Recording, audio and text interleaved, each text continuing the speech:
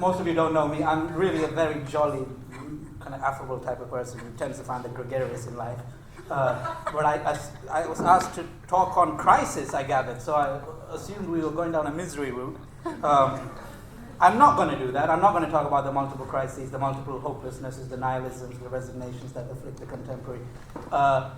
However, I will perhaps, I assume, because I saw class and race, it shows I hasn't been paying attention to Ahmed's what's-ups, but I just saw class and race, so I thought we were meant to talk about the kind of the more purposeful forging of a something that is more rooted or class-conscious anti-racisms. But in so doing, and I will build to a kind of softer, romantic, sentimental note, but in so doing, I might perhaps first start with some things that have actually changed a little bit and require attention and too easily glossed over, and in attending to it slightly, we might be able to better avoid some of the traps that have been newly laid in our path as we envisage futures and maybe not utopias, but tangible horizons beyond the specters of racism and deprivation more broadly. But it is interesting how often we're in these conversations, but I'll start with one thing. If we're really taking stock over the last 30 years, it becomes particularly salutary to note the less than pale complexion of our governing front bench. And the active, not passive, the active place of black and brown demagogues as such emphatic innovators of a post-Brexit UKIPified governing right. And I hasten to add that this can't be credibly dismissed as mere tokenism anymore. If it is tokenism, they're doing an awful lot of it. It's a windfall of tokens, let's be honest. It's like some master puppeteer of the Tory party has misplaced the dictionary definition of what a going token actually is. So it's clearly not that. So rather, our cabinet, our prime minister, and indeed some aspects of recent referendum and electoral voting patterns, I think can be better construed as essentially a metonym. Sorry for these fans. I have a very elevated Edwardian language, I'm sorry. What's a metonym?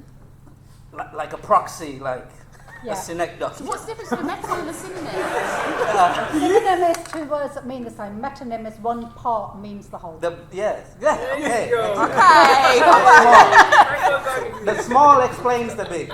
Yes, the small is the microcosm. Let's go with microcosm.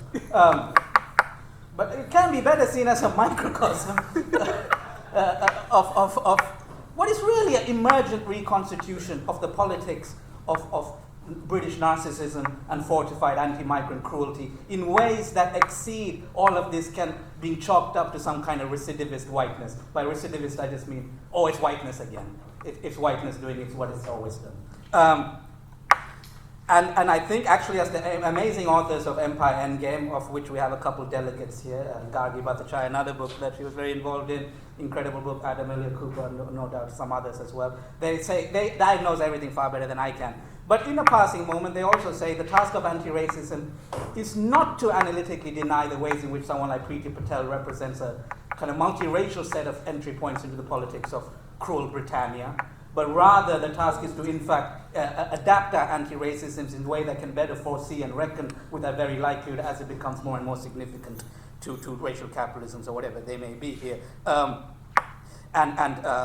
And not maybe take a simple and increasingly, I think, slightly clumsy, mildly outdated binary comforts in white and non-white or so on and so forth in trying to reckon with the political demons we're dealing with.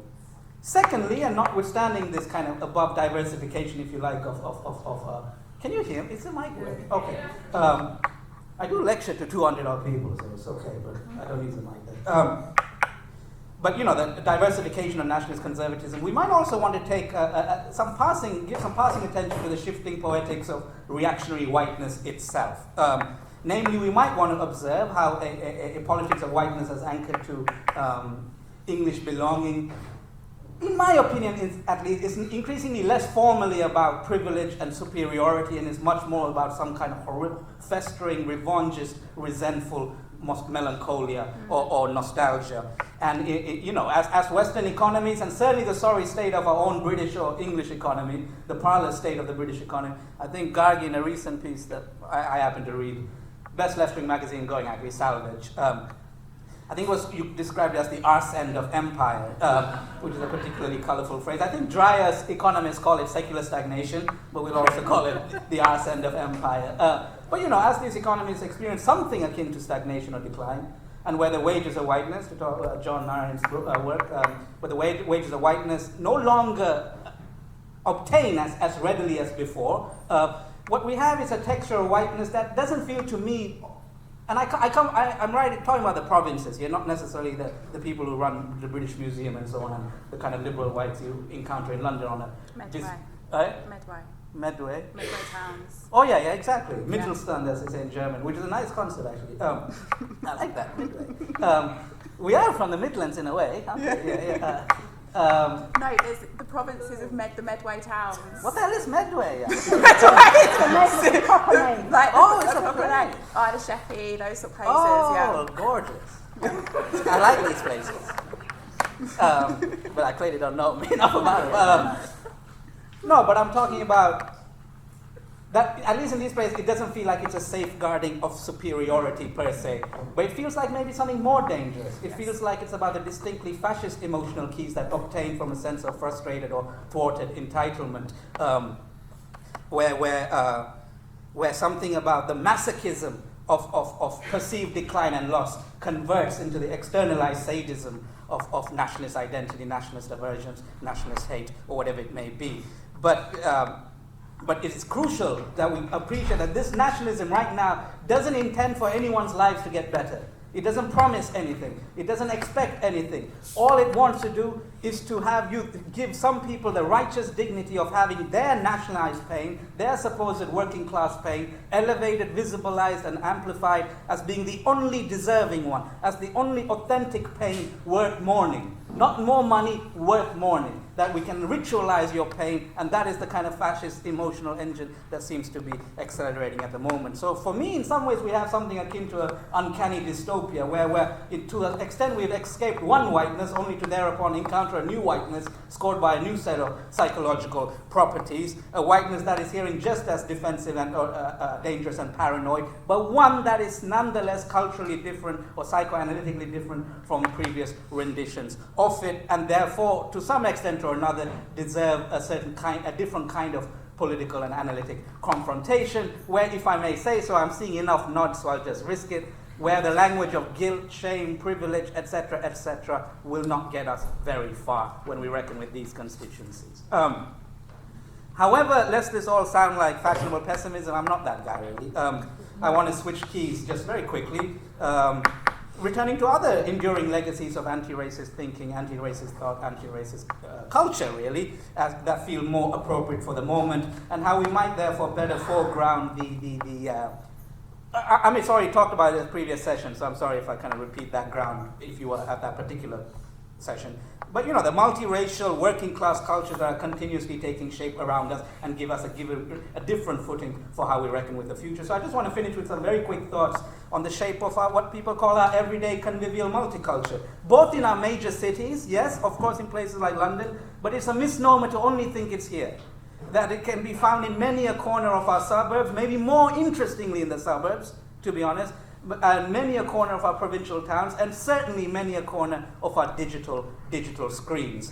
Unfortunately, I'll be the first to admit that all too often accounts of this kind of thing succumb to just various descriptive platitudes about diversity, more akin to a kind of corporate liberal politics of representation and not much else. But on the contrary, and Amit's already mentioned these people in that session, but in the tradition of people like Paul Gilroy, or picked up by younger voices like Luke de Noronha, another person of the Empire Endgame stable. To be honest, Empire Endgame people should give me some money, some royalties. I champion them. Say stable, God. I champion this house. It's a stable from my man. What did I call it before? The super club, the super group. Yeah, that's the super group. But I do champion them every forum I go to. But for them, ultimately, conviviality seems to be about working class mutuality with and across difference, and how through various forms of cultural and social entanglement, what gradually unfolds is a slow loosening of that very need to always police space, culture, politics, and not least experiences of suffering along various disaggregated defensive indices of group identity, not least defensive indices of white English pain, white English centrality, white English entitlement.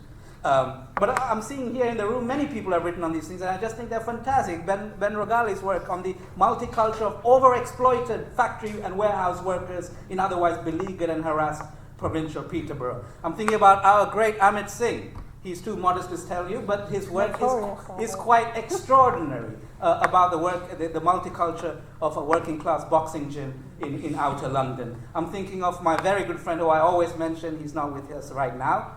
He's in Cornwall, I believe, but Malcolm James's work on the multiculture of our sonic music landscapes, and how, not because it's music in the sound in itself, but because of the class sociabilities that music permits or affords us. And I'll just finish, because I do feel, I like this crowd, it seems right to me, but I do feel there are in many circles a certain embarrassment about writing about these things. There is a sense that it is sentimental, romantic even, to look wistfully at the culture, everyday culture already available to us. And it almost tells us something about what I think is actually a resigned nihilism that has taken hold, that there shall never be any affirmation. One should only find cruelty, not hope, because finding hope is somehow naive. And there is nothing more vulgar in the chattering classes than being naive. So we would rather document or stockpile the horrors and not find the sweet intoxication of the everyday available to us, and as it might foresee something else. And what, more importantly, what gets lost amidst such righteous insistence on solemn critique is that actually, whenever ordinary people are likely to formulate collectivist positions across such different alienations, hardships, and social locations, it is almost always, to a great extent, an outcome of ways of cohabiting that have already been rehearsed in everyday life. And if we don't listen to this, the alt-right will take over. To steal a notorious phrase from the notorious Steve Bannon, I know none of you expected Steve Bannon to be mentioned, but I do have to pay attention to him. But they have a line that they love, the alt-right. They say politics flows downstream from culture. Politics is downstream from culture.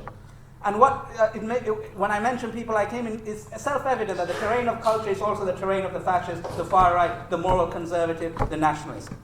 And what they do is that they find in culture, everyday culture, humiliations or losses, angers, resentments, and convert those essentially self-hating energies for exclusionary political programs. But at least what we do, some of us anyway, so those anti-racist kind of cultures of hope, and when we study culture for those glimmers of already commonplace instances of transgressive life, beyond the delimitations of race and nation, and certainly beyond the delimitations of individualized aspirational self-regard. Of course this won't deliver revolution. Of course this won't abolish the police. Of course this won't abolish borders. Of course it won't even yield permanent and dignified employment for all, for that communism, all right? But what it does do is that it rehearses the ways of seeing each other that will indeed be central to the collectivist attachments required, should any of us ever be able to credibly and meaningfully champion these other ambitions, let alone scope the post-capitalist circumstances by which we might actually one day lead lives of de-alienated wonder and re-enchantment. Thank you.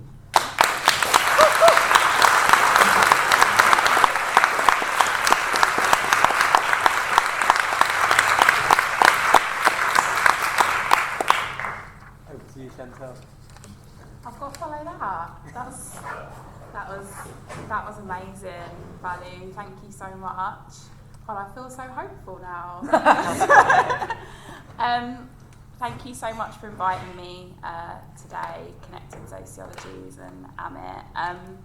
I always feel incredibly privileged to be in conversation and spaces like this, because I'm actually a very junior scholar, like very, very junior, and these two are very, very accomplished, particularly when it comes to scholarship.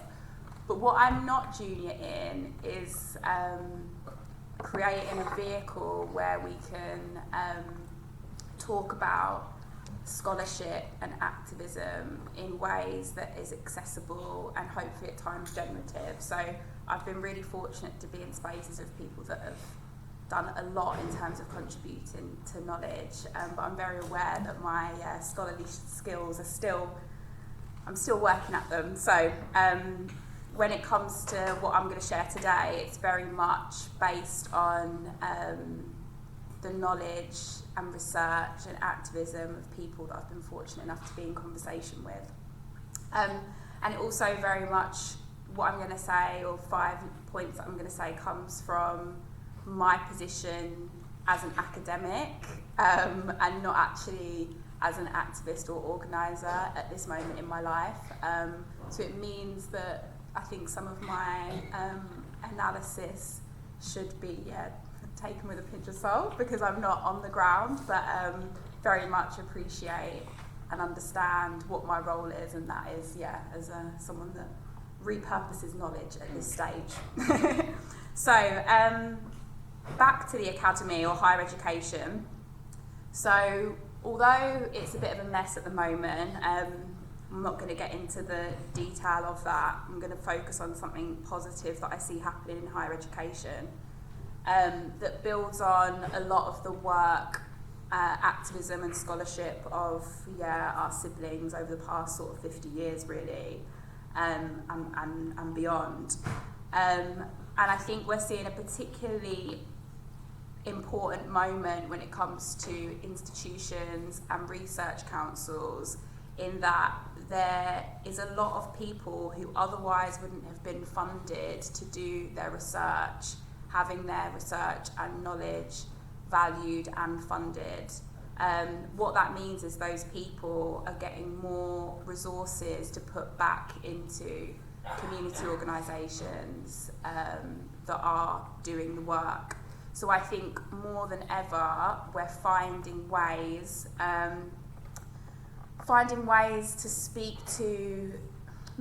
to extract from the institution basically in a meaningful way. And I think that even though we have this awful thing called the ref in higher education, where how we get managed in terms of impact and stuff, there is wording in the ref this time which values work and scholarship beyond the written academic word, and also values work that is collaborative. So I think that, again, like, there's so many flaws in what I'm saying now, but there is definitely some cracks of optimism in terms of getting cash out of these places, which so many people need. It reminds me a bit of when Stuart Hall would talk about the crisis of hegemony, particularly around the Thatcher years, and how at that time when things were so politically bleak, we saw some of the most creative interventions to happen over the past 50 years, like Channel 4, like black film, black music, like all these amazing legacies. And I think we're definitely in a renaissance of that now, and I see the academy, although incredibly flawed, as a place where we're seeing some of that resource being able to be mobilised. Okay, so my second point is actually borrowed from Gary Young, and it's about the pollination of Black Lives Matter. And when we were talking to Gary about the resurgence of the Black Lives Matter movement in 2020, he was talking about how he foresaw the rollback or the white lash, or a lot of the things that Ali was just talking about, how that would become very much re-energised and part of our culture, but that the pollination of Black Lives Matter and the consciousness raising was something that couldn't be taken away. Like, there's seeds that are planted across communities, diaspora, minds. And I think particularly for consciousness raising amongst those of us who kind of thought we understood our sense of self in relation to the structures that oppress us. And I think that consciousness raising within our intimate and social relations, for many, I think since the resurgence of Black Lives Matter, has been quite painful. Like, I'll speak for myself, like, as a black mixed race woman with working class family who happen to be racialised as white. I think that there's many of us from these kind of worlds that have navigated a particularly intense or an intensified feeling and consciousness raising that I don't think can go away. That's not a bad thing. Pain is not always bad. Pain is necessary. But I think that consciousness raising is really, really important. And again, we can talk about the critique of that consciousness raising, being that we have a huge issue with the politics of representation and neoliberalism, particularly when we think about the arts and the lack of political acumen around what a redistribution of resources actually looks like in practice. But in terms of just staying on the hope for now, I think that consciousness raising, which we've seen a lot in the professional world as well, is something that won't go away. I made an extra point on the train here about community care. Again, through really fortunate that I'm Surviving Society, I get to talk to lots of organisers and activists that are finding very, very imaginative ways to extract resources and share them between each other. Something that's always happened, of course. There's always been community care and resistance, but I think that there are lots of hidden pockets of this now. Maybe we can talk collectively about some examples. But yeah, some really incredible work that's being done with community care. And again, there's more and more of these foundations, NGOs, we can get into the critiques of them, but we're finding ways to get the resources out of them and redistribute them, and there has to be some positives taken from that. Obviously, plug in Surviving Society. We've had a really amazing series recently on Surviving Society that was produced and hosted and curated by an incredible woman and my sister, Ez Chibo. And the series was called The Role of Love in Social Justice Work.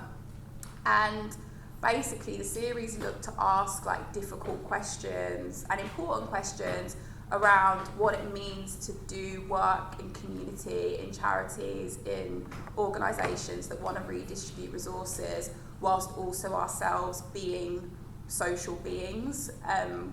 By that, we all come to this work as people that have experienced life or have experienced structures of oppression, and how our traumas can play out within, even when we're thinking we're doing good, and how actually an understanding of the self, although as sociologists in particular are resistant to do too much of that individualised work, but recognising ourselves is really important when it comes to understanding how to be loving and accountable in social justice work. And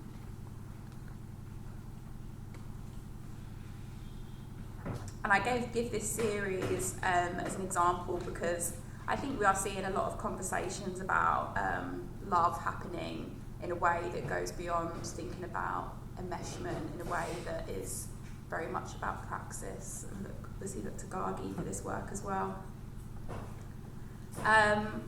So for me personally, and this is something that I observe, or something that I've observed in myself, but also what I would encourage all educators to do at the moment, is how our present and intergenerational trauma shows itself in social justice work. So I basically think that being really honest with how our own issues present themselves when we are trying to be reparative and restorative.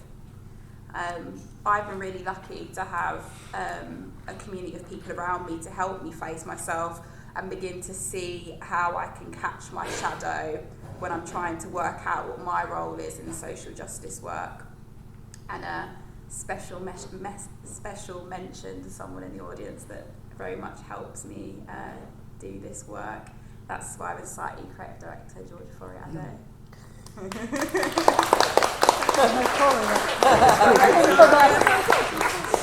But also, like, without trying to be too fluffy on this work, I also recognise that we all have different roles to play in this work. You had the obviously amazing GK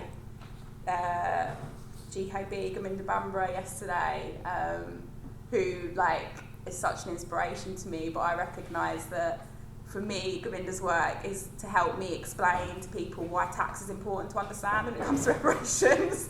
It's not necessarily to think about how I show up as my loving self in social justice work. So we all have our roles to play. So I think that although we are going to be talking about, let me not read from what I've said.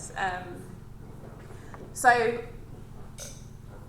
obviously Valluvan and then me have just done a little summary of how we see surviving crisis or the politics of this moment, but I also think that it's really important to recognise that actually many people are really, really struggling right now, and they don't actually care about our scholarly gymnastics on how best to talk about race and class.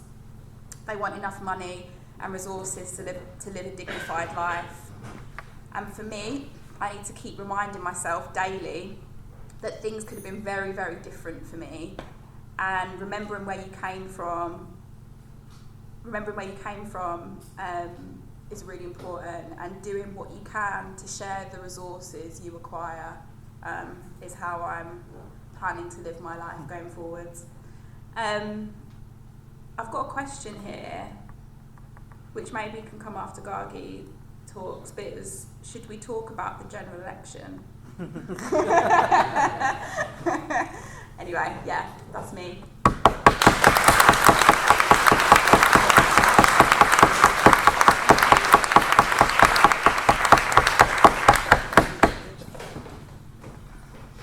Yeah. 8 to 10. I Eight did to well 10. more than What Yeah, did I it's do? don't worry about it. Doesn't matter. Sorry. None of it I matters. didn't know. Okay. I went well beyond age. Okay. So we had this kind of, as I'm sure you can predict, this kind of confusion yesterday about, are we giving talks? Yes. So some WhatsApp messages were exchanged about it to reveal that in fact we were giving talks. So and that they should be hopeful. And I think you can hear from everyone who's spoken so far, they're both really beautiful pieces, Valluvan and Chantelle, thank you. And I'll say the same. But the point about hopefulness is not to look at the shit of the world and to say, oh, it's not so bad. That, of course, is not what we mean when we talk about not leaving in despair. And I'll try and say some things I hope will tell you where I am. I also want to say this other thing, which I've been saying around the place, that now that I'm getting older, people just let me do almost whatever I want, mainly on the basis that, poor old auntie, look, what eccentricity. I really encourage all of you to embrace ageing as a way in which you can just do whatever the bollocks you want, and that intellectual life is part of that. Part of what constrains us in intellectual life, if we live in institutions, is ideas of good behaviour that limit imaginative thought and risk-taking and just having a laugh or thinking forwards. So there's a room for the older eccentric, just as there's a room for the young firebrand and everyone in between. So this is yet another, as everything I do now, yet another eccentricity. I hope it will fit them. As we've talked about over the last 2 days, and as anyone who has been even vaguely awake in recent months and years will understand, we are living through some pretty scary multiple crises. We're not the first generation to do that, and of course every generation who lives thinks that theirs is the one who is living through the tumultuous world-changing events. But there are some pretty big monsters on our horizon. I don't need to tell you what they are, but you can understand that in terms of the ways in which both Britain's place in the world and its economic stability, alongside a rapidly readjusting global economy, translates into everyday life. It means that for many, many people, the means of life are not predictable from day to day, including in places that until recently were relatively affluent. That includes here. It doesn't matter how many times they say, is Britain still the 5th or 6th most affluent country in the world? Doesn't make a blind bit of difference, does it? For, in this city, and in fact, I always also say, London has extreme poverty, but Londoners don't really know what is happening in the rest of the country when even the everyday infrastructure didn't make it out Thatcherism. Things were not rebuilt from the 80s for a large part of the country, from the Midlands going north. And I think probably from some of the coastal towns as well. So it's back by the Sheppey. Isle of Sheppey. See, Isle of Sheppey is one of the... They do that paper. Alongside this, we know that whatever is going on with the pretense of a new diplomacy, that we're seeing a familiar yet readjusted militarisation of the globe. I think that is still to be played out. Who knows what difference it will make to all of us and to all of our back homes. And climate catastrophe, and also, I think, just an end game times for one set of political institutions. I mean, that's something I believe other people might think differently, but I think some of the contracts that some of us might have given time to around building the institutions of social democracy do not seem plausible in any location across the globe because of what politics has become and because of the ways in which a veneer of democracy has been used to smash ordinary people again in every place.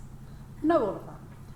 What that means for us is that we, people of good faith, who want to learn how to love and support each other, who want to survive together, need at least to give up on our own need and addiction to a stable and familiar enemy. The ways in which you might learn about the world through formal education, but also through political education or through organising on the left, might well teach you, and I speak about myself before anyone else,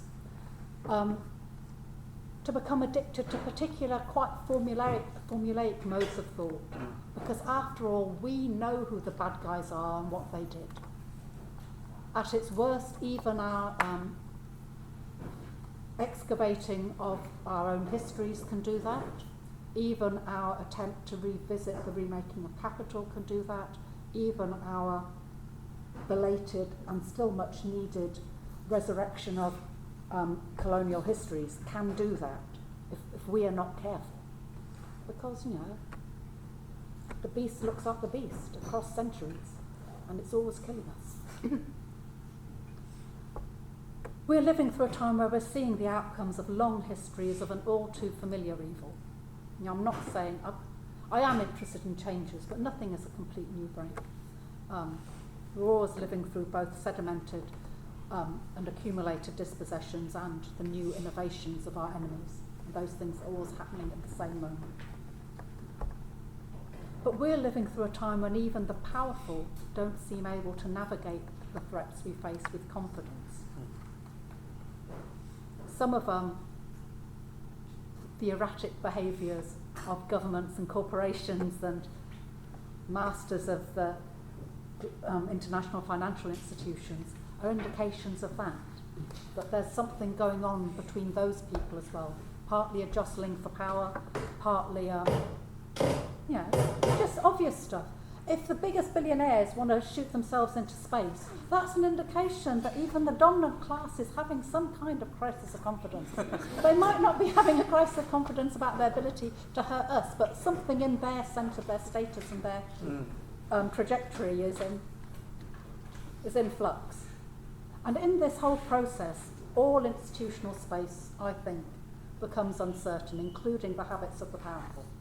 There's something unknown in our moment. And I think many very, very scary moments might be like that, also of huge opening. So let us not mourn our former enemies. Our job, when we are able to find times to come together or to mobilise separately or to study or to think or to reflect or just to recuperate in ways that we are ready for the next step. Sorry about that, I forgot about the mic, but I held it enough. That's magical thinking. So no one heard the first part, only me. They could feel it. Okay, yes, it's like interpretive dance. The first bit is, don't think everything's a formula about the same devil in all times, even if that's a critique you've heard, because even the rich and the famous and the multi-billionaires don't know what will happen next, and they're in flux. So our job is not to mourn our former enemies. When we have time to be together and do all the things we're doing, we need to find our moments of opportunity without nostalgia. And I say that knowing full well it's much easier to say than to do. When I talk about nostalgia here, I don't particularly mean a nostalgia for an idea that life used to be good and now it's crap, although we might think that as well. But I'm thinking more about the ways in which our political imaginations mourn a certain kind of agency for ourselves and a certain kind of knowability for our enemies. Neither of those things might be certain for us or for anyone ever.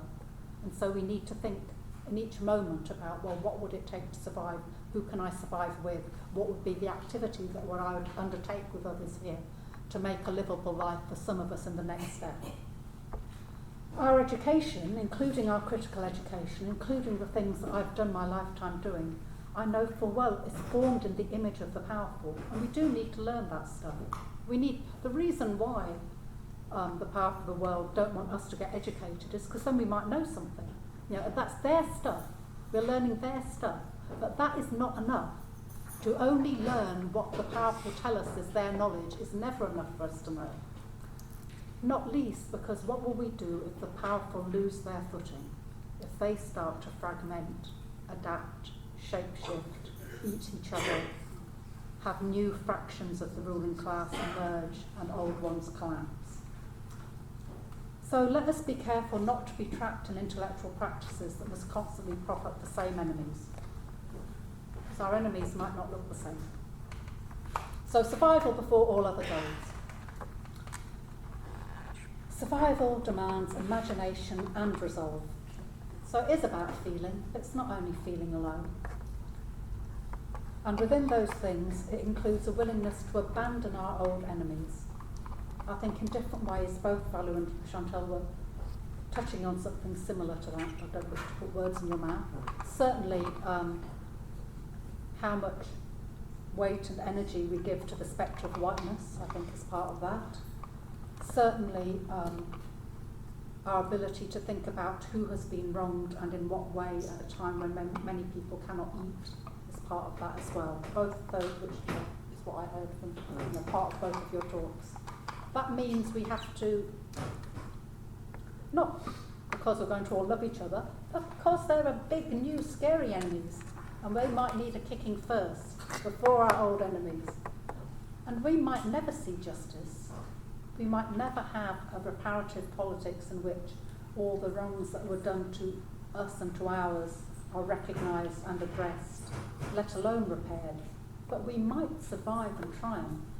And I think it would be, I want to suggest that we might split those two objectives in our heads. In the face of apocalyptic crisis, our intellectual practice, and I've started saying that again and again because I don't know what to say I am anymore. I'm not a professor of sociology, so now our intellectual practice, I think thinking matters, must contribute to building new worlds, So modes of repair that are more than contractual. I'm very interested in reparations, but reparations cannot be reduced to what is owed. Repair and politics of repair must be about building the world that will sustain our lives now. It might include some contractual elements, but that's the thinnest kind of least respectful, I think, idea of what reparations might be.